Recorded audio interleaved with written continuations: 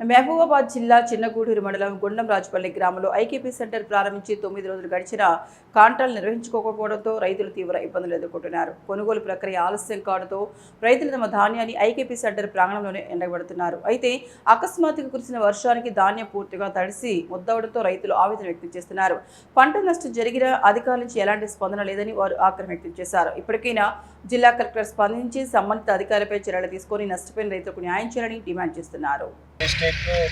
ఇక్కడ గుండంరాజుపల్లి గ్రామంలో గత 10 రోజుల క్రితము ఐకేపీ సెంటర్ ఓపెన్ చేయడం జరిగింది.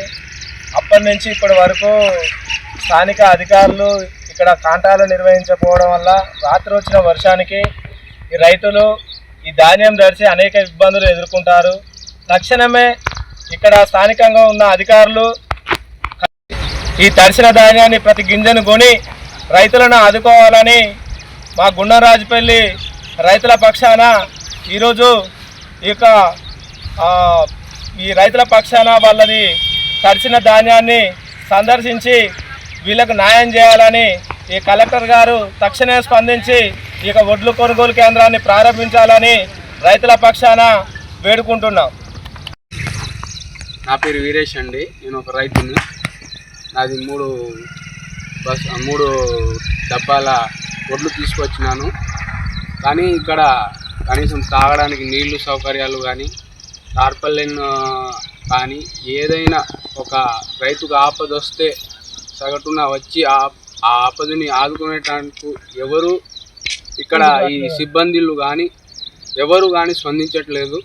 కనీసం ఇప్పుడు వడ్లు మాకు ఇక్కడ వచ్చి కాంటాలు కానీ బస్తాలు కానీ హమాలీలు కానీ అధికారులు కానీ టెంట్ వేసి ఖాళీ నామమాత్రముగా ఇక్కడ ఉన్న గింజను ఏమాత్రం కొనకుండా టైంపాస్ చేసి వచ్చినప్పుడే మన అధికారము ఉన్నప్పుడు వచ్చినప్పుడే వేసుకుంటారు అనే ఆ ధీమతోనే ఇక్కడ ఇవన్నీ కుప్పలుగా వేసిన తర్వాత కూడా ఈ వర్షానికి తడిసినా కూడా ఎవరు స్పందించలేకుండా ఎవ్వరు కానీ ఇంతగా ఏ బాధ లేకుండా నిమ్మకు నీరెత్తినట్టు ఉన్నారు.